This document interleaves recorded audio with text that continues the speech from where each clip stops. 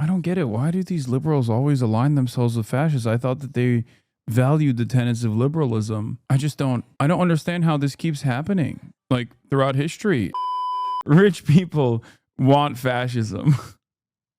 From JT. Do we all remember when Democrats called Trump a fascist? Fascist. He's a fascist. Fascist. Fascist. Do you think Donald Trump is a fascist? Yes, I do. But then Trump has been elected. The cheers coming up. And then I'm going to work to find common ground with the Republicans on how we can do that. We fought like heck on where our values were assaulted or challenged, and we'll continue to do so. But that does not mean we will not aggressively look for common ground. After yet another most important election of your life, Democrats have neatly tucked away the F word and are, once again, excitedly collaborating with the Trump admin. If this was your first election, I'll tell you right now, this isn't new. It's not the first time we've seen Democrats call out Trump's fascist tendencies for election brownie points before quietly backing his anti-immigrant, pro-business policies once the show's over. And there are 1,000 different explanations for this trend. We could try to understand it by looking at exit polls in specific districts, campaign donations in key races, or by focusing on whatever Fetterman is doing.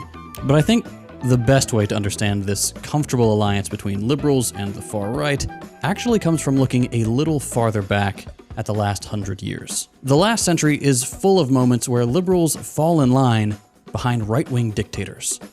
The US pushed fascists into power in dozens of coups. The German center, national, and Christian right parties all folded for the Nazi party, and so too did the Chilean Christian Democrats. Wait, Hasan was mentioned on French TV without saying his name to try to smear Jean-Luc Mélenchon. This is from an interview with Manuel Bompard, basically Le France Insoumise, second in command. It's actually the second time I heard someone on French TV mention Hasan's interview with Mélenchon. They're trying to paint Hasan as anti-Semitic and Mélenchon by proxy.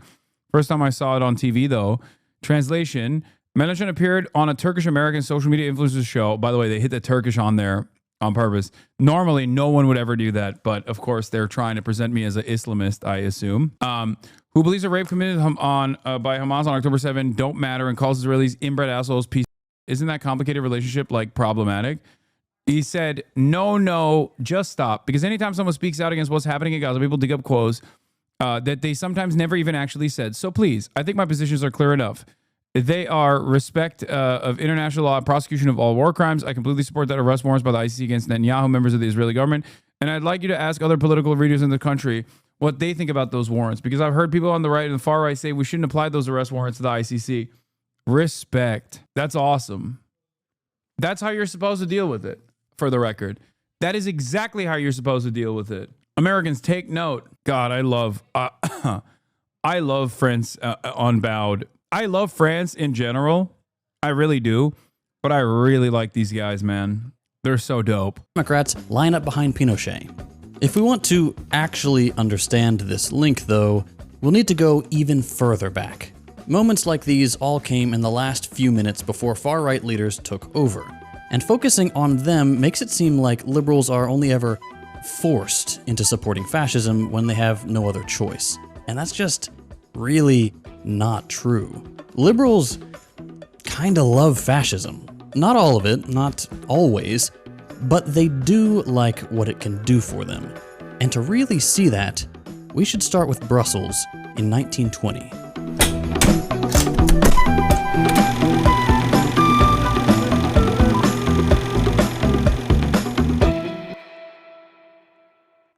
Howdy friends, JT from the future here. I just wanted to take a quick second to do a shameless plug for Means TV, both because it's awesome and because being a dirty communist on YouTube is looking like more and more of a losing proposition. If you're not familiar with Means, it's a worker-owned cooperative and explicitly anti-capitalist streaming service. You can find everything from my videos to original series like Means Morning News to feature-length documentaries like Abby Martin's Gaza Fights for Freedom, with more amazing content being added every day. I've been working behind the scenes to help turn Means into a place that's both worthwhile for viewers as well as offering financial security for socialist creators in an increasingly reactionary political landscape.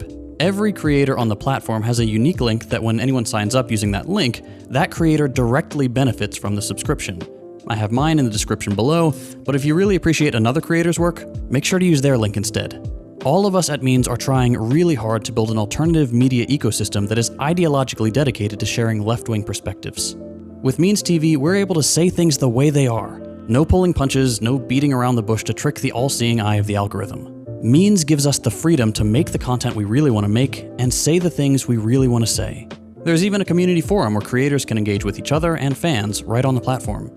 As a little thank you for watching our channel, if you sign up with our link, or another creators if you prefer, you can get your first month 20% off. Or for an even better deal, you can opt for the annual plan and get the whole year 20% off. A full year of Means TV will run you less than $90, which is like the cost of a single DoorDash meal these days. Every person who signs up using a creator's link is directly contributing to the financial stability of that channel and the entire cooperative media project. None of this would be possible without the generosity of viewers like you. Means TV is entirely grassroots funded, and it always will be.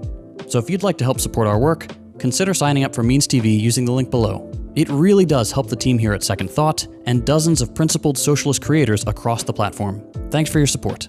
All right, back to the video. World War I completely transformed European politics for a million different reasons. For starters, because of the war effort, most European countries sort of gave up on free market capitalism. They realized their survival couldn't depend on business owners and their profit-first priority. Holy f. Look at the sponsored area below my YouTube video. I got suspended again. Israel's Foreign Affairs Ministry. It's like when a serial killer comes to the scene of the crime to flex. Yeah, we'll watch. I'm going to remove the blockade that I have on the Jube because of the dismantling of a Jordan Peterson by 20 atheists later. Governments took over, organizing production, foreign trade, resource allocation, labor markets, bringing tons of private companies into the public's hands, and guaranteeing a new baseline social welfare while also dropping the gold standard to free up government budgets from artificial restraints. They needed to get things done. Surviving the war meant dramatic changes, and those changes actually had some pretty interesting consequences. Not only did they fundamentally undermine the widespread idea that free market capitalism was this all-capable, perfectly functioning system that's in tune with the very essence of human nature, because if it was, why bother with all this stuff? But also, by getting the state explicitly involved and making it super obvious just how much of the economy is just random autocrats calling the shots, governments completely destroyed any idea that capitalism and its hierarchies had anything natural or democratic about them. Instead of the market, you now had a very clear idea of specifically which people were deciding what happened to you. And rather than being forced to do stuff with the threat of unemployment, and whatever percent the government thought was acceptable, workers were suddenly being disciplined by the state directly if they didn't comply with the war effort. Meaning once it was clear to most people that you didn't need the profit motive to get things done, and that governments could run economies to send thousands to die, workers organized so that they could use these same powers to instead make their lives better. And wow, did they organize. In Italy and Britain, for example, worker strikes reached unprecedented scale. 35 million workdays were spent striking in Britain in 1919, and 2.5 million workdays were spent striking in Italy in April of that year alone. To give you an idea, 1919 and 1920 are affectionately called the Red Years in Italy for just how popular communism and socialism became at this time. And even after that, this was also part of the reason why both in Italy and even to a certain degree in Nazi Germany, the initial fascist movements started off as like socialist adjacent. A fake left populism, okay? Because that was the only popular game in town in order to attract broad support. Now, of course, it very clearly was not that at all, and dropped all notions of being pro-workers very quickly. But beyond that, post-World War II, there was a lot of popularity for socialism. Again, both in Italy and in many other places, but I don't know if JT will bring that up. With that came new attempts at doing the economy without... Yeah, does that fake populism come across as I mean, does that Do you feel like there's a comparison here with like contemporary American politics? Much to consider. Much to consider about this whole like, you know, we're gonna really help the American working class. I just can't seem to place my finger on anyone doing something like that right now. Without capitalists. Just like what was happening in the Soviet Union, Italian workers organized in factory councils, managing hundreds of factories and industries like agriculture much more democratically, and turning huge chunks of the national economy away from the profit motive. Oh yeah, Trump followed a huge wave of leftism in the US? No. Having said that, however, when you adjust it to the current socio-political culture in this country, he absolutely is presenting himself as an anti-interventionist and even someone who is pro-working class, as opposed to the Democratic Party. He's actually able to do so successfully, one, because Americans are stupid, two, because there's no real left alternative in this country, and three, the Democrats have entirely dropped the ball on being pro-working class in their aesthetics even. So, yeah, it is identical to what we're talking about. You just have to adjust it to America in 2025, as opposed to the wave of real socialist and communist support in these countries, in European countries at the time. If there was a robust working class movement right now in the United States of America, if there was a robust communist and socialist party movement in this country right now, then yes, our politicians would resemble the aesthetics of socialism and communism. They would openly say that they want what's best for the working class. They want the what's best for the proletarian struggle, while simultaneously being fascist regardless. Not only that, where capitalists were still around, workers went on strike for the same comforts as the upper classes, like social insurance for sickness, disability, and old age. And thanks to all these efforts, not only did things massively improve, their wages went up. Like, a lot. 2 times in Britain and almost 5 times in Italy compared to what they were before the war. Now, not everybody was happy about this. Workers getting their fair share meant more and more of the wealth created at this time didn't go to business owners, like it usually did. And I don't have to tell you that that's a really good thing.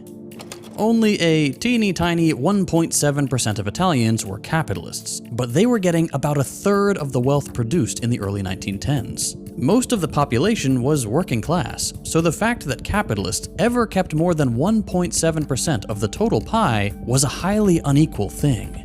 But hey, whoa, look at this. Look what's happening there after 1922. That's interesting. After a few years of money being spread more equally thanks to workers striking and getting a say in things, that 1.7% in Italy is suddenly making a lot more of all the money. That's fascism. That right there. That's Mussolini. Wait, I forgot about Brussels. Shit.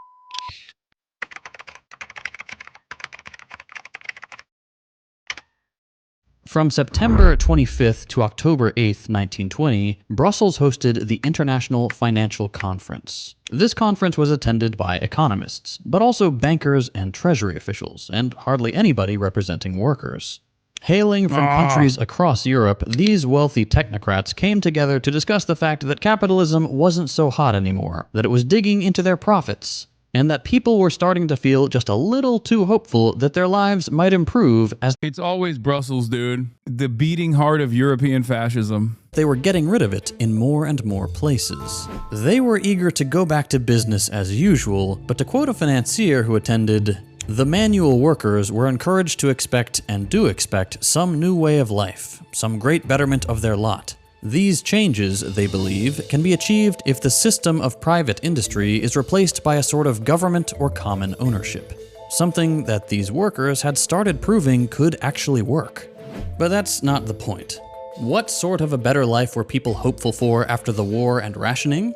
According to the report Brussels issued, very basic things like superfluous, excessive consumption of butter and sugar. Basically, the proles were making too many cakes. So, naturally, these jerks decided it was time to invent a new kind of dictatorship. Enter fascism. To restore business owner status at the top of society, they needed to engineer a new economy that would arbitrarily punish workers while making it seem like this was an objective necessity. And they had a few ideas. You might have heard of them before. It's a package of policies called austerity. In 6 short words, work hard, live hard, save hard. An austerity economy is one that tries to get you to spend more time at work, producing more stuff, making less money, while cutting your spending so that the stuff you make goes straight to exports. This makes your life worse, but it does make rich assholes richer. They're encouraged to save and reinvest their money. Meanwhile, you're chastised for not saving money you don't have because less is coming into your pockets. To achieve this, economists wanted to use 3 tools: fiscal, monetary, and industrial austerity measures. In their wildest dreams, governments would start by 1. Cutting social spending on health, education, and housing. 2. Increase taxes that mainly hurt workers, like VAT taxes on everyday goods, while at the same time lowering income and wealth taxes so that the rich pay less. 3. Increase the interest rate. This benefits capitalists with enough money to lend out, since now doing so is more profitable, and it makes borrowing money more expensive for those living paycheck to paycheck. It also usually makes unemployment go up, which goes very well with 4. Privatizing and selling off state assets at bargain bin prices, deregulating away workers' rights, and going on a union-busting spree. This was their dream, an opportunity to try out what they called pure economics. More accurately, economic policy that doesn't have to contend with what workers want. An economy where every human can be completely isolated from each other, preyed upon by those with more power, and made to work as much as physically possible before collapsing and being replaced by someone completely interchangeable from the economist's point of view. Whose dream was this exactly? These guys. Here are 4 Italian economists. 2 of them committed fascists, the other 2 committed liberals. All of them were committed to the same project. I don't get it. Why do these liberals always align themselves with fascists? I thought that they valued the tenets of liberalism. I don't understand how this keeps happening. Like throughout history, certainly nothing to look into right now. Like the collaborative nature of liberals and fascists, fascism being simply a extension of maintenance of capitalism when liberalism fails inevitably in order to restore the same and preserve the same hierarchical structures. I just don't understand it. Why do people say scratch a liberal and a fascist bleeds, you know? Project of pure economics, and when workers got in the way, they felt perfectly comfortable with the dictatorial power it would take to implement and sustain their ambitions. Because the problem is that it's hard to convince people to accept policies that'll make their lives objectively worse. Once austerity is locked in, of course, you don't need to convince anybody anymore. They have no other way to survive than to work inhumane hours, live frugally, and save as much as possible to make it to the next month. But before things run on autopilot, it was going to take a little muscle to get people on board. And that was what Il Duce was for. This is the argument Clara Mattei makes in The Capital Order, the book I've been referencing throughout this video. That was her graph earlier. She's the one who found all those quotes. According to Mattei, fascism wasn't just a fascist project. Historically, fascist parties were never popular with a majority of the population. No, fascism was first and foremost a technocratic project that brought together both the far right and liberals intent on testing out their economic theories to protect the capitalist system from the...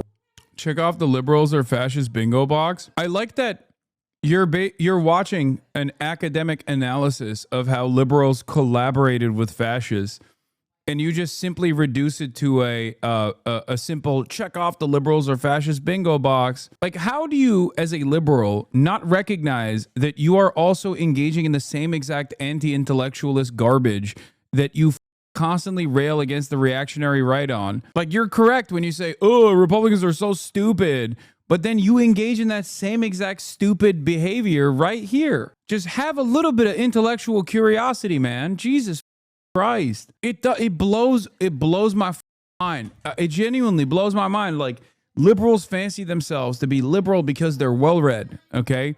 And the entire capitalist structure is designed so you can be well-read and then believe in liberalism. Okay? I get that. But, you know, you shouldn't be so close-minded to alternative frameworks here, especially when it's historical analysis. It's not like this person is just like making it up. Why? Why do you do this? Why do you, on the one hand, consider yourself to be this brilliant person? Okay, unban NATO Andy annoying lib. I assume my ban was due to calling out the guests or being too confrontational. But that's bad faith comparison to Democrats versus Republican stances on Gaza versus immigrants. And the folks in Michigan who let that happen will share the blame for what happens if that Trump wins the election. Oh my God, Israel would just get the weapons somewhere else. They are going to continue on this bloodlust no matter what. See, like this right here, again, NATO Andy. This right here is just incorrect. It is a lie you have told yourself. Israel could not continue its death and destruction campaign without America's go-ahead. Okay? I'm not even going to get into the Michigan stuff because I think it's gross and disgusting. But like, don't you value the truth? Don't you value being right sometimes? You know what I mean? I certainly do. Does that not frustrate you at all that like history keeps consistently vindicating the likes of myself? That's probably the reason why you keep finding yourself here, even if you unfollow and then refollow, right?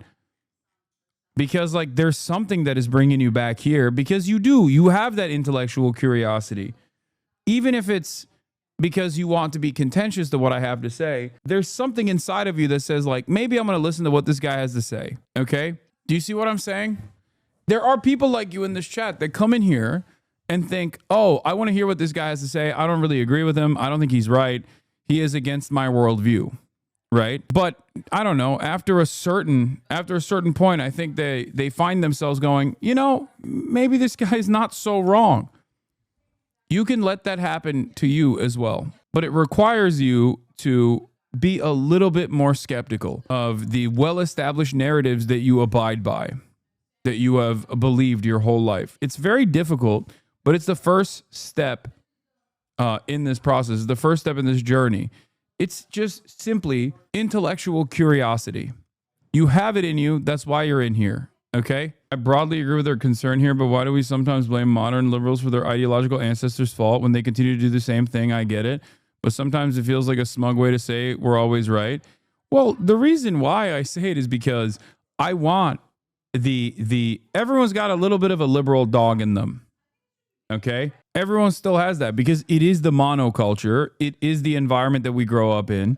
So everyone still has a tendency to revert back to that liberal framework. And the reason why I stress the importance of like understanding how liberals have historically collaborated with fascists and how you see modern versions of that right now. The reason why I keep reiterating that is not to bully liberals, but it's to get them to recognize that perhaps that worldview that they've taken for granted is not correct, or that it is now time for an evolution beyond that way of thinking. That's the reason why I'm always relitigating these old wounds. It's not to say that you are a liberal because of your epigenetic memories. I don't believe that. I don't think that this is like predetermined. I want people to reflect a little bit on what they have believed as like well-established facts. Mao's combat liberalism explains everyone is somewhat liberal very well. This is where he talks about the line of demarcation, right? I think maybe not.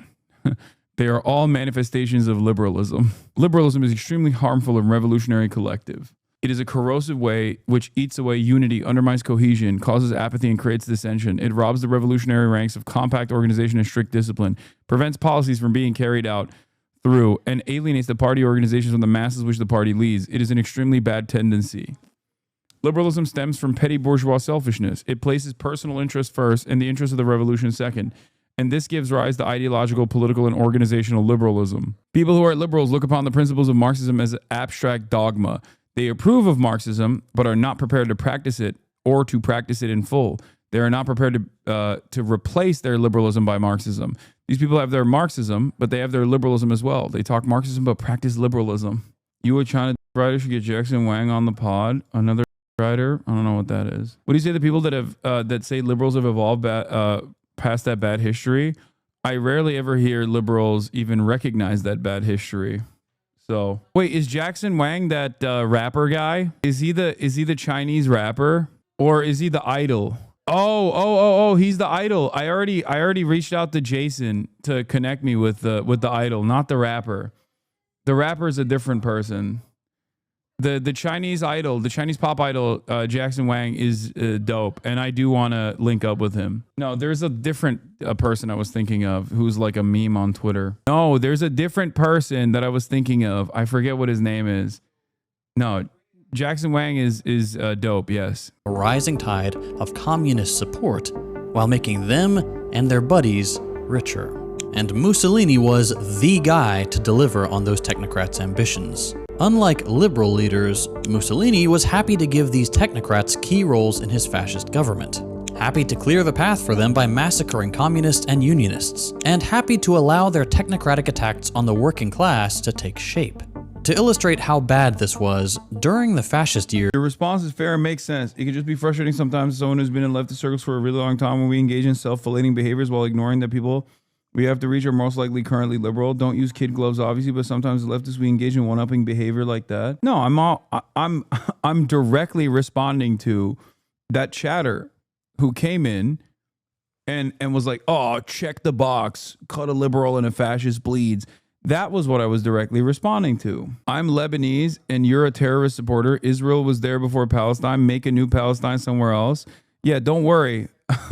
Don't worry. Once the project is over, you will also be a part of Israeli territory, okay? I'm Lebanese and you're a terrorist supporter. Oh, you mean Greater Israel? Lol, sure. You mean Greater Israel? Maybe your Maronite Christian family can be a part of the capo structure that they design, and hopefully you'll be able to maintain as long as you commit 10 M Israel highs a day. Perhaps they'll let you be the Arab person who manages the Greater Israel Project in Lebanon. I'm Lebanese. Narrator says he wasn't. No, he probably is. He's probably, like I said, a Christian Maronite, a Maronite Christian Lebanese, maybe a phalangist, and just a Lebanese fascist. I'm New Age, bro. Yeah. Just wait till the newest age kicks in when you're no Muslims here. No Muslims here. And no Muslims here is Lebanon. I'm half Lebanese, 34 years old. I think even though Asmongold is wrong 80% of the time, so are you. You're both equally toxic and create negativity. Also, Israel was there before Palestine. Look at the history of maps. The other Arab countries should just donate land and make a new Palestine. Land doesn't matter. Stop the conflict. God damn. 34 years old, bro. Listen, I'm half Lebanese and 34 years old, and I think Israel is allowed to have Lebanon as a part of the greater Israeli project. It's okay. Look at a map, bro. No politique here. Unions were crushed and workers' salaries were slashed so dramatically that workers' earnings in 1946 fell all the way back to what they were 30 years earlier, in 1911. It is interesting that he went from Asmongold is wrong 80% of the time to, in a matter of a single month, long live the Roach King. A 34-year-old man calling another streamer king and defending the country that's bombing its capital 1 year into a ceasefire. Incredible lack of self-awareness. Before those 5 times gains we talked about earlier. And these economists couldn't be happier about it. Pantaleone, one of the fascists, frequently talked about using the fascist stick in an extermination war against the socialists. No surprises there. Fascists are anti-communists. But Ricci and Einaudi, our liberals, were equally enthusiastic about fascist repression. Writing in The Economist, Einaudi applauded their fascist government for stepping in when the worst happened. Meaning by that, the fact that workers who set up councils in factories took the first steps towards replacing capitalism with communist democracy. The purges, executions, arrests, and complete obliteration of communists and socialists and the impoverishment of the Italian working class were applauded and egged on by top liberals looking for a return of excessive capitalist profits. The state changed its priorities to make capitalists richer at workers' expense, limiting its spending. Don't forget that Asmongold's community would call him Muslim if they if they saw how he looks and send him the rope emoji if they knew he was a furry. I don't know. I feel like Asmon's community is also like pro furry in some ways. He watches far too many lolly VTubers and shit for them not to also be pro furry in some weird way. To handouts for factory owners while workers slowly starved. Exploitation and unemployment increased. Consumption went down. And fascism was there to keep everyone in line with its black shirts and hide that exploitation under the guise of national duty, stoking patriotic fervor to shut up socialist-minded workers. And this didn't stay within Italy's borders. Like I've said, these gentlemen had a platform in The Economist, a British magazine, to sell fascism abroad. But even without official representatives, magazines like The Times whitewashed fascism as simply, quote, an anti-waste government. And there are 100 more examples of sweeping the fascist violence, anti-Semitism, and anti-worker policies under the rug. In Germany, too, the Italian project didn't go unnoticed. Basing himself off of Mussolini's March on Rome, Hitler attempted his own putsch to gain supreme power. His timing wasn't right, though. He had to wait about a decade, with the Weimar Republic beginning its own journey into austerity politics following the Wall Street crash, for a terrified Hindenburg to appoint him and his capitalist-backed party to the chancellorship. The 1920s scared the German ruling class into austerity. Knowing how violent it would be for German workers, protecting the German upper class's profits required the same cocktail of patriotism and economic duress we saw in Italy. And there was Hitler, sailing in as a political entrepreneur ready to capture public anger and steer it away from the communist direction, tempting Europe away from capitalism. Under his rule, collective bargaining and strikes were outlawed. Unions were abolished. Socialist literature was burned. Communists, socialists, anarchists, and trade unionists were imprisoned and executed alongside Jewish people, black people. First you say anarchists and liberals, now you say furries are the same as lolly. What the fuck, bro? No, of course not. No, that's not what I'm saying at all. I'm saying that like if someone is watching VTubers a lot and even watching like lolly VTubers, they're probably not going to make a big deal about furries. Not to say that like furries are the same as those things. I'm not saying that. Calm down, furries. You're valid, okay? I don't have any issues with furries except for the fascist furries. And there are plenty. Let's be real. I'm simply stating that like if someone is open-minded enough to watch VTubers and stuff like that for political commentary, I suspect that they're not going to be super anti-furry either. People, queer people, Slavs, and the disabled, protecting the system of profit accumulation from the I'll take furries are not valid. Dude, why the f would I ever go against someone's silly hobbies, okay? Why? Do you think that's the type of thing I do around these parts? I don't give a shit. If you want a $3,000 fursuit that has like animatronic capabilities and like it moves around when you open your mouth and stuff, and you want to dress up in that and get all sweaty, go ahead, you know, make my day, have fun with that. I have no issue with that. Okay, don't care. I feel like it is so insignificant and so inconsequential. Let people enjoy whatever they want to enjoy, you know. Hell take. We must suppress the furries. Challenge of popular unrest at a horrifying human cost, quashing all democratic hope but delivering capitalists protection. Here's the truth. Liberals are never forced into fascism. To them, fascism is just another means to an end. During what they might call the good times, when workers aren't organizing too much, not making a fuss, they get to set up more and more of their pure economics and slowly make your life worse. But once those conditions become unbearable, once the hope for an alternative starts to grow, once workers start carving out an alternative for themselves, suddenly the nightmare of true democracy scares them into violence. Once the indicators start going down and the boss gets nervous, suddenly all the violence the state is capable of becomes invisible to them. Shooting protesters, locking up union leaders, censoring the free press, racist dog whistles becoming explicit hate speech. As long as they can get the numbers they care about going up again, it's all the price we have to pay. It just won't be them paying the price. It'll be you and me. Fascism never scared liberals like it should scare you. As long as they benefit from the fascism they enable, liberals will never be on our side.